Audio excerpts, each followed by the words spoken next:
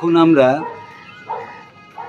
পুরাতন এবং অভিজ্ঞ ছাদ বাগানীদের বাগানে টবেতে গাছগুলো সজীব দেখি, তরতাজা দেখি এবং নানা রকম ফুল ফল তাদের বাগানে ভরে ওঠে এবং সবজিতেও ঠাসা থাকে, তখন আমাদের মতন ছোটোখাটো যারা ছাদ বাগানি বা যারা শখেতে ছাদ বাগান করেছেন তাদের মনে একটু কষ্ট হয় যে বাগান করেছি আমরা, আমাদের মানে টবেতেও তো আমরাও বাগান করেছি, কিন্তু দেখা যাচ্ছে যে আমাদের মানে চাহিদা মতন বা বড় আকারের ফল বা ফুলের আকার ভালো হচ্ছে না বা গাছের গ্রোথ পাচ্ছে না।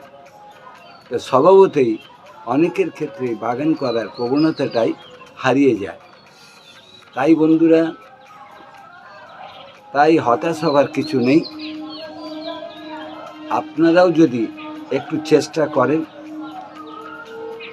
বা পরিচর্যা করেন গাছকে, তাহলে অল্প কিছুদিনের মধ্যেই দেখবেন আপনার ছাদ বাগানও তাদের ছাদ বাগানের মতন ফল ফুল এবং সবজিতে ভরে উঠবে।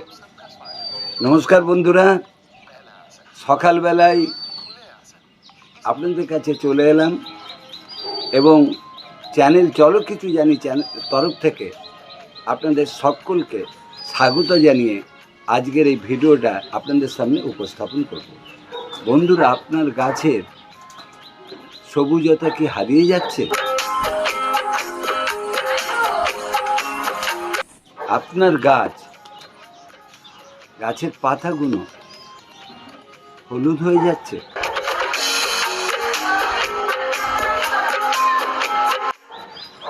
আপনার গাছের গ্রোথ ঠিক মতন হচ্ছে না? আপনার গাছের ফুল ঠিক মতন সময় আসছে না?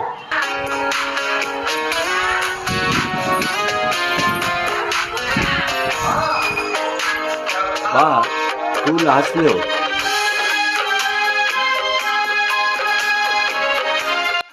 সেই ফুল ঝরে যাচ্ছে,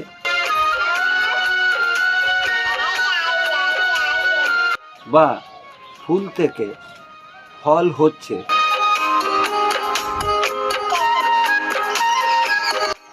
কিন্তু গুটি বাঁধার পর সেই ফল ঝরে যাচ্ছে। আপনার গাছে সে যে ধরনেরই ফল হোক, পেয়ারা বলুন,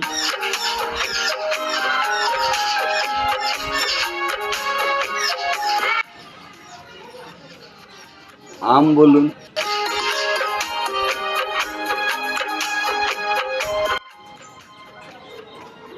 শসা বলুন,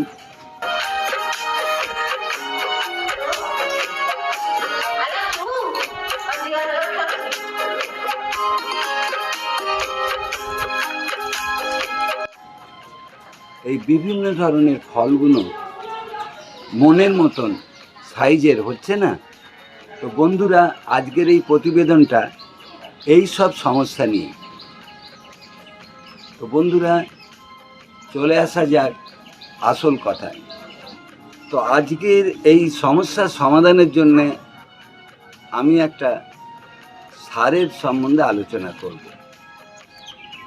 সেই সারটা হচ্ছে ডিএপি সার। তো এই ডিএপি সারটা কি, এটা ব্যবহার করলে গাছের কি উপকার হয় এবং এর মধ্যে উপাদানগুলো কি আছে, এইসব নিয়ে আপনাদের সামনে আলোচনা করব। তারপরে এই সারটা গাছেতে সঠিকভাবে প্রয়োগ করলে কি লাভ হয় সেটা আপনাদের আমি বলব। তো বন্ধুরা, ডিএপি সারের কথার অর্থ হচ্ছে ডাই অ্যামোনিয়া ফসফেট। এইটা সম্পূর্ণ এক রাসায়নিক সার। এর মধ্যে দুটো সারের কম্বিনেশান রয়েছে, একটা হচ্ছে নাইট্রোজেন আর একটা হচ্ছে আপনার ফসফেট বা ফসফরাস জাতীয় সার। এবং এই সারটার মধ্যে নাইট্রোজেনের পরিমাণ রয়েছে 18% আর ফসফরাসের পরিমাণ রয়েছে 16%। বন্ধুরা, আমরা জানি নাইট্রোজেনের উদ্ভিদ জীবনে ভূমিকাটা কী। নাইট্রোজেন সার কী করে? উদ্ভিদকে ঝোপালো করে, উদ্ভিদকে বুশ তৈরি করে এবং গাছের পাতাকে সবুজ করে, সবুজ বর্ণ ধারণ করায়। যার ফলে কী হয়, গাছ অতি সহজেই ক্লোরোফিল তৈরি হয় এবং ক্লোরোফিল গাছে থাকলে পরে গাছ সৌর আলোর থেকে সালোক সংশ্লেষণ করতে পারে। গাছ যদি ঠিক সময় সালোক সংশ্লেষণ করতে পারে তাহলে গাছের গ্রোথ অটোমেটিক্যালি বৃদ্ধি পাবে এবং গাছের রোগ প্রতিরোধ ক্ষমতা গড়ে উঠবে এবং গাছ ধীরে ধীরে ফুল ও ফল দেওয়ার পথে এগিয়ে যাবে। এবারে বন্ধুরা আসি ফসফেট জাতীয় সার বা ফসফরাস সার জাতীয় সার আমরা কেন ব্যবহার করব। এই সারটি গাছের কোষ বিভাজনের অংশগ্রহণ করে এবং কার্বোহাইড্রেট উৎপাদনের ও আত্তীকরণের সাহায্য করে।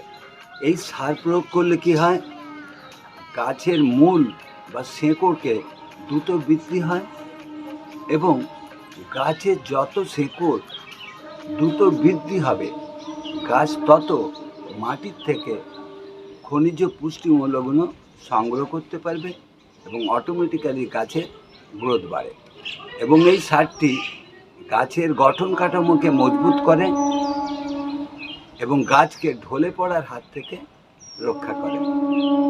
এই সারটি প্রয়োগ করলে ফল পাকতে ত্বরান্বিত করে। এই সারটি ব্যবহার করলে ফুল ও ফলের গুণগত মান বৃদ্ধি পায়। এই সারটা প্রয়োগ করলে রোগ পোকামাকড়ের হাত থেকে গাছকে রক্ষা করা যায় এবং পুরনো পাতা অকালে ঝরে যাওয়ার হাত থেকে গাছকে রক্ষা করে। অনেক সময় দেখা যায় যে পাতার প্রান্ত শুকিয়ে যায়। এই পাতার প্রান্ত শুকিয়ে যাওয়ার হাত থেকে রক্ষা করে যদি এই সারটি পরিমাণ মতো নিয়মিত গাছে প্রয়োগ করা যায়। এবার বন্ধুরা চলে আসা যাক এর ব্যবহার বিধি সম্বন্ধে। এই সারটাকে যখন আমরা মাটি তৈরি করি, মাটি তৈরির সময় এই সারটাকে দেওয়া যেতে পারে। অন্যান্য সারের সাথে টব অনুপাতে পরিমাণ মতন এই ডিএপি সারটাকে প্রয়োগ করা যেতে পারে, কিন্তু সেক্ষেত্রে ওই মিশ্রিত মাটি মানে ডিএপি সার সমেত ওই মাটিকে জল ছড়া দিয়ে 5-6 দিন কম করে রেখে দিয়ে তারপরে আমরা সেই মাটিতে গাছ রোপণ করতে পারি। নাহলে কি হচ্ছে, সরাসরি যদি মাটির সাথে ডিএপি আমরা মিশিয়ে দিই তাহলে গাছ অনেক ক্ষেত্রে নিতে পারে না। না নেওয়ার ফলে গাছের কি আর বৃদ্ধি বাড়া তো দূরের কথা, গাছের বৃদ্ধি কমের দিকে চলে যায় এবং গাছ কোনো কোনো ক্ষেত্রে মারাও যেতে পারে। আর এই সারটি দ্বিতীয়ভাবে আমরা ব্যবহার করতে পারি সরাসরি টবের মাটিতে ছড়িয়ে দিয়ে। বন্ধুরা এবারে আসছি তৃতীয় পদ্ধতিতে। এই ডিএপি সারটা আমরা সরাসরি গাছের মাটিতেও দিতে পারি, কিন্তু খেয়াল রাখতে হবে যেহেতু এটা রাসায়নিক সার আপনার পরিমাণ মতন দিতে হবে। যদি বেশি দেওয়া যায় তাহলে শেকড়কে জ্বালিয়ে দিতে পারে এবং গাছ মারা যেতে পারে। তাই মোটামুটি এই যে টবটা আমার দেখছেন এটা আমার 8 ইঞ্চি টব। তো এই 8 ইঞ্চি টবে আমরা দিতে পারবো 8 থেকে 9টা দানা। এই যে দেখছেন এই যে ডিএপি সার, এর দানা আমি 8টা থেকে 9টা দিতে পারি। যেহেতু আমার এটা 8 ইঞ্চি টব, এটা আমি 8 থেকে 9টা মানে ধরে নিতে পারেন প্রতি ইঞ্চি টবের জন্যে একটা করে দানা। যদি আপনার 4 ইঞ্চি ছোটো টব হয় তাহলে 3টে থেকে 4টে দানা দেবেন। যদি আপনার টবটা 6 থেকে 7 ইঞ্চি হয় তাহলে 6টা থেকে 7টা দানা দেবেন।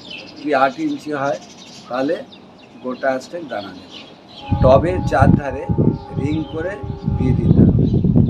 বড় গাছকে 2-4টে দানা কম বেশি হলে পরে কোনো ক্ষতি নেই। বড় টবে বড় গাছ ওই দানা সে অ্যাবজর্ব করতে পারবে, কিন্তু কখনোই ছোট টবে আপনার 1-2টো দানা যেন বেশি না হয়। এইবারে ব্যবহার বিধিটা কী হবে সেটা আমি জানি। এরকম একটা কিছু টুলস বা খুঁচিনি কিছু নিয়ে নেবেন মাটিটাকে খোঁচেবার জন্য। এই সারটা প্রয়োগের আগে টবের কিনারে ঘেঁষে মাটি একটু ঘষে দেবেন। কিনারে ঘেঁষে রিং করে মাটিটাকে একটু খুঁচিয়ে দিলাম। এবার যেহেতু 8 ইঞ্চি টব, আমি গুনে গুনে 8টা দানা এর মধ্যে দেবো।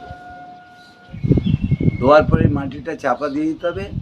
আর এই ডিএপি দানা প্রয়োগ করার আগে খেয়াল রাখতে হবে কখনই যেন টবের গোড়ায় না আসে, টবের গোড়ার থেকে দূরে, মানে টবের কিনারা ঘেঁষে দিতে হবে।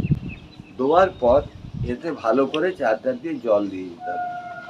টবের মাটিতে এইভাবে আমরা ডাইরেক্টভাবে ডিএপি সার দিতে পারি। তৃতীয়ভাবে আমরা ব্যবহার করতে পারি এই সারটাকে জলের মধ্যে দিয়ে। এই পদ্ধতিতে যে আমি 4 ঘন্টা আগে ডিএপিটাকে 200 ml জলে মিশিয়ে রেখেছিলাম, এইটাকে এইভাবে ভালো করে গুলে নিতে হবে। দেখেছেন? এরকমভাবে গুলে নেবো। গুলে নিয়ে এরকম একটা বালতি নেবো। এই বালতিতে আমি এইটাকে পুরো ঢেলে দেবো। আর এই জলের সাথে 4 লিটার জল আমি মেশাবো। 1 লিটার হলো, এই 2 লিটার দিচ্ছি, 3 লিটার,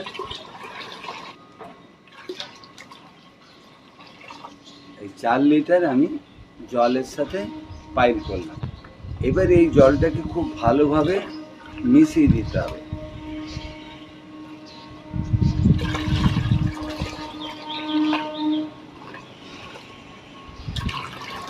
মিশিয়ে দিয়ে বন্ধুরা এটাকে দুভাবে ব্যবহার করতে পারি আমরা। টবের মাটিতেও দিতে পারি, যেহেতু লিকুইড এটা খুব তাড়াতাড়ি অ্যাবজর্ব করবে। আর দ্বিতীয়ত আমরা এটাকে স্প্রে বোতলে ভরে গাছের পাতাতে, কাণ্ডতে স্প্রে করতে পারি। তো গাছের পাতাতে, কাণ্ডতে স্প্রে করার জন্য এরকম একটা স্প্রে বোতল নেবেন। স্প্রে বোতল নিয়ে এর মধ্যে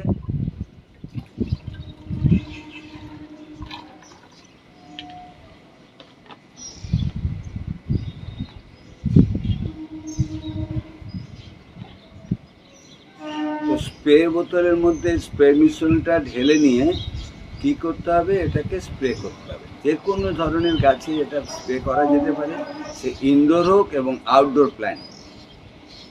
তো স্প্রে করার টাইম কখন না, অন্যান্য সার যেমন আমরা স্প্রে করি হয় সূর্য ওঠার আগে, আর তা নাহলে পরে সূর্য অস্ত যাওয়ার পরে স্প্রে করতে হবে। এবারে বলতে পারেন এটা কতদিন ছাড়া দেওয়া যেতে পারে। প্রতি 15 দিন ছাড়া একবার করে আপনারা এটা প্রয়োগ করতে পারেন। আর যখন গাছের মাটিতে এই তরলটা দেবেন তখন কী হবে, এই তরল মিশ্রণটা, এই যে দেখছেন 200 ml আমার গ্লাস আছে, যদি আপনার 8 থেকে 10 ইঞ্চি টব হয় তাহলে এটা 1 গ্লাস 200 ml জল এরমভাবে নেবেন, নিয়ে সমস্ত গাছের মাটিতে আপনারা দিয়ে দিতে পারেন। আর যদি আপনার 6 ইঞ্চি টব হয় 100 ml জল ওই টবের মাটিতে ঢেলে দেবেন। বড় হয় যদি টব 10 ইঞ্চি, 12 ইঞ্চি, 15 ইঞ্চি বা ড্রাম, সেই মতন রেশিওতে এটাকে বাড়িয়ে নিতে পারবেন। তো এটারও পদ্ধতি এক। গাছের যে কোনো খাবার বা ফার্টিলাইজার বলুন, আপনার দিতে গেলে হয় সকালবেলা দিতে হবে, আর তা নাহলে হচ্ছে বিকালবেলা সূর্যাস্ত যাওয়ার পরে। তো বন্ধুরা এবারে আসছি এর সাবধানতা। যেহেতু এটা কেমিক্যাল সার, এই সারটা প্রয়োগ করতে হবে খুব সাবধানে। বেশি যেন কোনো মতে প্রয়োগ না হয়। বেশি যদি এর পরিমাণের বেশি প্রয়োগ করেন তাহলে দেখা যাবে গাছের পাতাও ঝলসে যেতে পারে, পুড়ে যেতে পারে। আর যদি মাটিতে দেন, মাটিতেও গাছের শেকড় পুড়ে যেতে পারে। মাথায় রাখবেন, কখনোই যেন কোনো কেমিক্যাল সার কোনো মতেই বেশি না গাছে পড়ে যায়। একটু কম হলে ক্ষতি নেই। জৈব সারের ক্ষেত্রে আলাদা, জৈব সার একটু কম বেশি হলে কিছু আসা যায় না। তো বন্ধুরা, এই ছিল আমার ভিডিও। তো বন্ধুরা,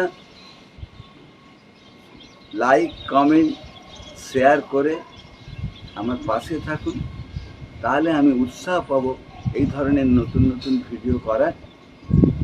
এই ছিল আজকে আমার ভিডিও। আজকের মতন আমি ভিডিওটাকে শেষ করছি। আশা করি আগামী দিনগুলো আপনারা খুব ভালো থাকবেন, সুস্থ থাকবেন। আর আমি আবার খুব শিগগিরই আপনাদের কাছে এরকম ধরনের কোনো নতুন ভিডিও নিয়ে উপস্থিত হব। ধন্যবাদ বন্ধুরা।